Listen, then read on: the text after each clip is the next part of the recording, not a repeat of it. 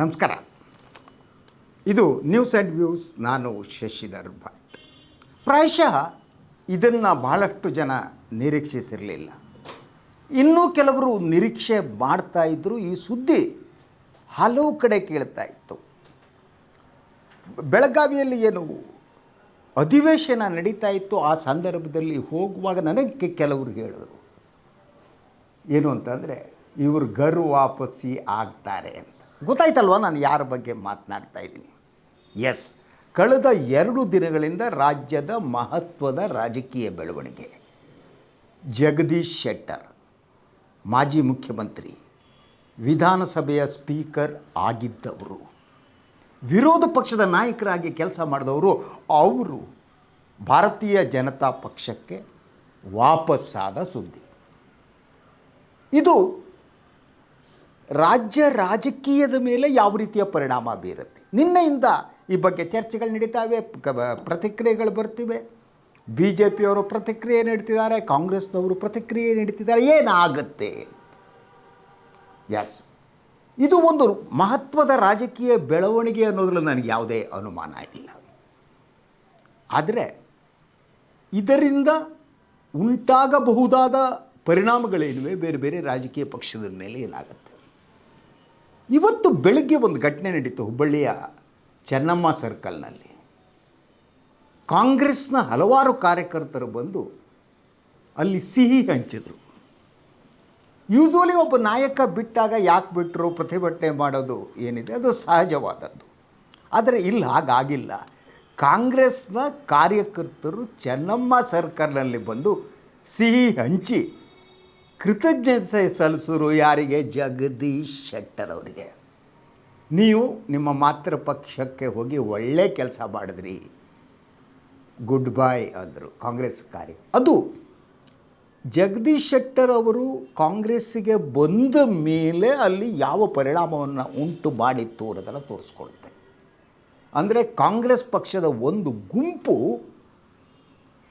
ಜಗದೀಶ್ ಶೆಟ್ಟರ್ ಅವರ ನಿರ್ಗಮನವನ್ನು ಅಥವಾ ಘರ್ ವಾಪಸಿಯನ್ನು ತುಂಬ ಸಂತೋಷದಿಂದ ಸ್ವಾಗತಿಸ್ತೇನೆ. ಇದುವೇ ನಾನು ಅದರ ಬಗ್ಗೆ ಈಗ ನಾನು ಮಾತನಾಡ್ತಾ ಇರುವುದು ಜಗದೀಶ್ ಶೆಟ್ಟರ್ ಹೋಗಿದ್ದು ಯಾಕೆ ಬಿ ಜೆ ಪಿಗೆ, ಇದರ ಪರಿಣಾಮಗಳೇನು, ಲಿಂಗಾಯತ್ ಮತ ಬ್ಯಾಂಕ್ನ ಕನ್ಸಾಲಿಡೇಷನ್ ಆಗುತ್ತಾ, ಅದರ ಜೊತೆಗೆ ಬಿ ಜೆ ಪಿಯ ಒಳಗೆ ಇದು ಬೀರಬಹುದಾದ ಪರಿಣಾಮ. Yes, first I will come to this point. ಒಂದು, ಯಡಿಯೂರಪ್ಪ ಮತ್ತು ಅವರ ಪುತ್ರ ಸನ್ಮಾನ್ಯ ಗೌರವಾನ್ವಿತ ವಿಜಯೇಂದ್ರ ಅವರು ಲಿಂಗಾಯತ್ ಮತ ಬ್ಯಾಂಕನ್ನು ಕನ್ಸಾಲಿಡೇಷನ್ನಿಗೆ ಹೊರಟಿದ್ದಾರೆ. This the first point. ಯಾಕೆಂದರೆ ಕಳೆದ ಚುನಾವಣೆಯ ಸಂದರ್ಭದಲ್ಲಿ, ವಿಧಾನಸಭಾ ಚುನಾವಣೆ ಸಂದರ್ಭದಲ್ಲಿ ಲಿಂಗಾಯತರು ಸ್ಲೋಲಿ ಒಂದು ಪ್ರಮಾಣದಲ್ಲಿ ಕಾಂಗ್ರೆಸ್ ಕಡೆ ಹೋಗಿದ್ದರು. ಅವರಿಗೆ ಅನಿಸೋದಕ್ಕೆ ಪ್ರಾರಂಭ ಆಯಿತು, ಲಿಂಗಾಯತ ಕಮ್ಯುನಿಟಿಗೆ ಬಿ ಜೆ ಪಿಯಿಂದ ನಮಗೆ ಅನ್ಯಾಯ ಆಗ್ತಿದೆ.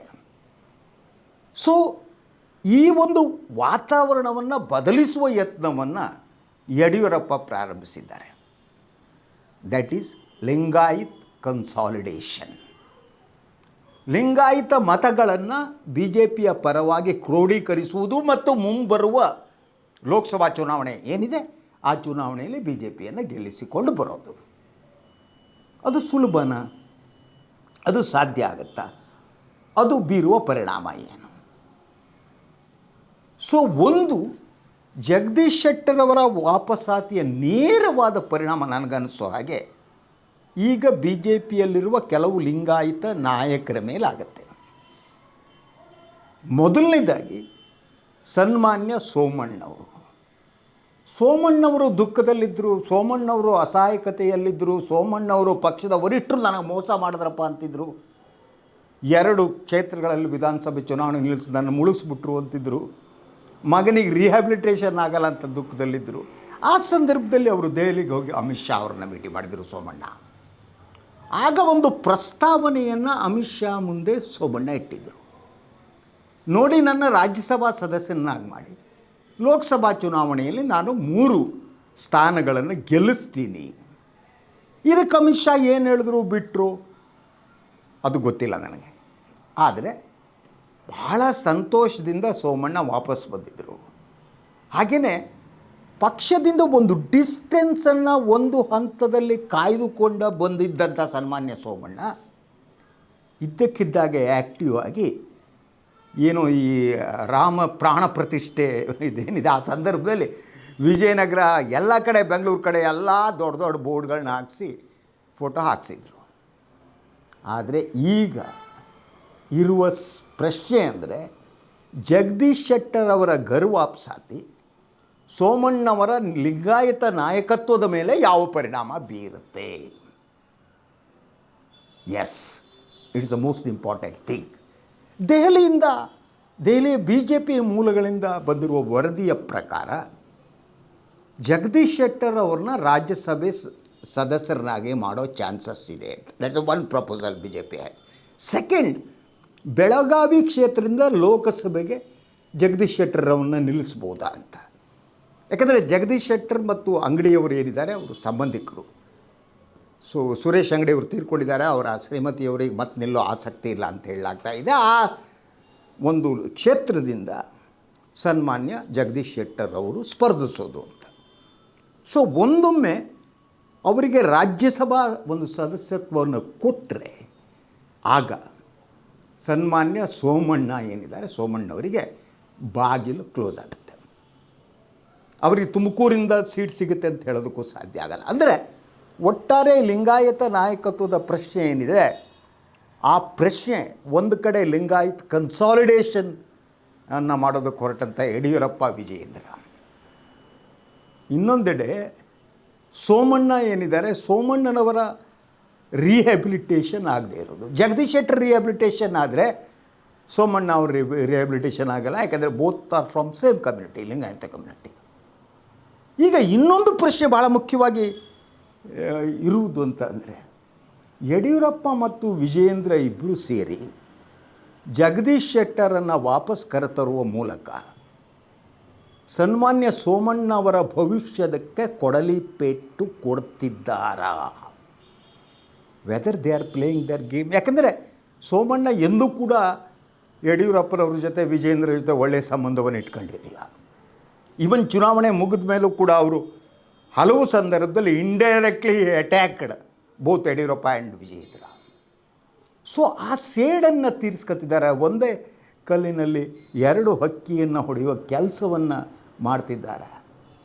ಈ ಮೂಲಕ ಸನ್ಮಾನ್ಯ ಸೋಮಣ್ಣವರ ರಾಜಕೀಯ ಭವಿಷ್ಯವನ್ನು ಅದಕ್ಕೊಂದು ಚಪ್ಪಡಿ ಕಲ್ಲು ಎಳೆಯುವ ಕೆಲಸವನ್ನು ಮಾಡಿದ್ರೆ ಈ ಪ್ರಶ್ನೆ ಕೂಡ ಕೇಳ್ತಾ ಇದೆ. ನನಗೆ ಇನ್ನೊಂದಿರುವ ಕುತೂಹಲ ಏನು ಗೊತ್ತಾ, ಅಮಿತ್ ಶಾ ಈಗ ಇಬ್ಬರಿಗೂ ಭರವಸೆ ನೀಡಿದ್ದಾರೆ ಕರ್ನಾಟಕದ ನಾಯಕರಿಗೆ. ಒಬ್ಬರು ಸೋಮಣ್ಣವರಿಗೆ ಮತ್ತು ಜಗದೀಶ್ ಶೆಟ್ಟರ್ ಅವರಿಗೆ.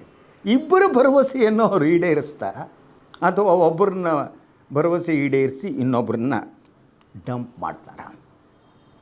ಇದನ್ನು ಹಲವು ಮುಖಗಳನ್ನು ಇದಕ್ಕಿದೆ.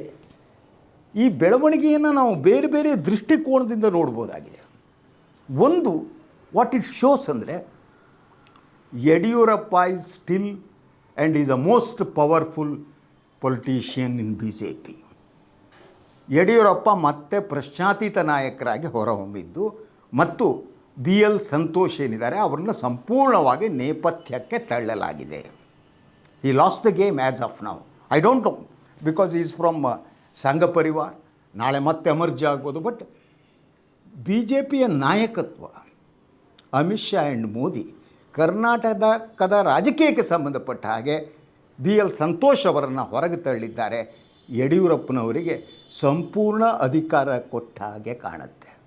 ನೋಡಿ, ನಮಗೆಲ್ಲ ಗೊತ್ತು, ಮುಖ್ಯಮಂತ್ರಿ ಆದಂಥ ಯಡಿಯೂರಪ್ಪ ಅಮಿತ್ ಶಾನವರನ್ನ ನೋಡೋದಕ್ಕೆ ಎರಡೆರಡು ತಿಂಗಳು ಕಾದಿದ್ದು ಇದೆ. ಈಗ ನಾವು everything has changed. B J P ವರಿಷ್ಠರಿಗೆ ಗೊತ್ತಾಗಿದೆ ಕರ್ನಾಟಕದಲ್ಲಿ ಬಿ ಜೆ ಪಿ ಇರೋದಕ್ಕೆ ಬೆಳೆಯೋದಕ್ಕೆ ಬೇಕಾದವು ಯಡಿಯೂರಪ್ಪ ಮತ್ತು ಲಿಂಗಾಯತ ನಾಯಕತ್ವ. ಆದ್ದರಿಂದ ಈಗ ಯಡಿಯೂರಪ್ಪ ವಿಜಯೇಂದ್ರ ಏನು ಹೇಳಿದ್ರು ನಡೆಯುತ್ತೆ. ಯಾರು ತಗೊಳ್ಳಂದ್ರೆ ತಗೋಬೋದು, ಬೇಡ ಅಂದರೆ ಬಿಡ್ಬೋದು, ತಳ್ಳ್ಬೋದು. ಆ ರೀತಿ ಪವರ್ಫುಲ್ ಆಗಿದ್ದಾರೆ. ಇದು ಇಡೀ ಕರ್ನಾಟಕದ ಬಿ ಜೆ ಪಿ ರಾಜಕಾರಣವಲ್ಲ, ಇನ್ನೊಂದು ಹಂತಕ್ಕೆ ಕೊಂಡೊಯ್ಯುವ ಚಾನ್ಸಸ್ ಕಾಣ್ತಾ ಇದೆ ನಮಗೆ. ಎಸ್, ಬಟ್ ಜಗದೀಶ್ ಶೆಟ್ಟರ್ ಹೋಗದೆ ಕಾಂಗ್ರೆಸ್ಸಿಗೆ ಏನಾಗಲ್ಲ ಬಿಡಿ. ಜಗದೀಶ್ ಶೆಟ್ಟರ್ ಬಂದರೂ ಕೂಡ ಅವರ ಬೆಂಬಲಿಗರು ಎಷ್ಟು ಜನ ಕಾಂಗ್ರೆಸ್ಸಿಗೆ ಬಂದರು ಬಿಟ್ಟರು ಬೇರೆ ಪ್ರಶ್ನೆ. ಆದರೆ ಇದು ದ್ರೋಹದ ಮಾತನಾಡ್ತಾ ಇದ್ದಂಥ Jagadish Shettar B J P ನನಗೆ ದ್ರೋಹ ಮಾಡ್ತು ಅಂಥೇಳಿ ಎಲ್ಲವನ್ನು ಬಿಟ್ಟು ಕಣ್ಣೀರು ಹಾಕಿ ಕಾಂಗ್ರೆಸ್ಸಿಗೆ ಬಂದರು. ಈಗ ಕಾಂಗ್ರೆಸ್ಸಿಗೂ ಅವರು ದ್ರೋಹ ಮಾಡಿ ಮತ್ತೆ ಬಿ ಜೆ ಪಿಗೆ ಹೋಗಿದ್ದಾರೆ. ಜಗದೀಶ್ ಶೆಟ್ಟರ್ ಅವರ ರಾಜಕೀಯ ಬದುಕಿನ ಕೊನೆಯ ಅಂಕ ಇರಬಹುದು ಇದು. ಇಲ್ಲಿ ದ್ರೋಹದ ರಾಜಕಾರಣ ಕಾಣ್ತಾ ಇದೆ. ಅದಕ್ಕೆ ನಾನು ಹೇಳೋದು, ಸನ್ಮಾನ್ಯ ಜಗದೀಶ್ ಶೆಟ್ಟರ್ ಅವರ ಮುಖ ಯಾವುದು, ಮುಖವಾಡ ಯಾವುದು? ಯಾವುದು ಮುಖವಾಡ? ಅದು ಸಂಘ ಪರಿವಾರದಿಂದ ಬಂದಂಥ ಜಗದೀಶ್ ಶೆಟ್ಟರ್ ಅಲ್ಲಿ ಕಲ್ತಿದ್ದೇನು? ಅಧಿಕಾರ ರಾಜಕಾರಣದ ದಾಹ ಅವರನ್ನು ಈ ಹಂತಕ್ಕೆ ತಂದಿದೆಯಾ? ಇದು ಈ ಪ್ರಶ್ನೆಗಳಿಗೆ ಉತ್ತರ ಮುಂದಿನ ರಾಜಕೀಯ ಬೆಳವಣಿಗೆಯಿಂದ ಅಂತ ಅಂತೀನಿ. ಎನಿವೆ, ಇದಾಗಿತ್ತು ಇವತ್ತಿನ ನ್ಯೂಸ್ ಆ್ಯಂಡ್ ವ್ಯೂಸ್. ಈ ನ್ಯೂಸ್ ಆ್ಯಂಡ್ ವ್ಯೂಸ್ನಲ್ಲಿ ನಾನು ನಮ್ಮ ಫ್ರೀಡಮ್ ಟಿ ವಿಯಲ್ಲಿ ಒಂದು ಸುದ್ದಿ, ಆ ಸುದ್ದಿಗೆ ಸಂಬಂಧಪಟ್ಟ ವಿಶ್ಲೇಷಣೆ ಮಾಡ್ತೀನಿ. ಎಲ್ಲರೂ ಒಳ್ಳೆಯದಾಗಲಿ. ನಮಸ್ಕಾರ.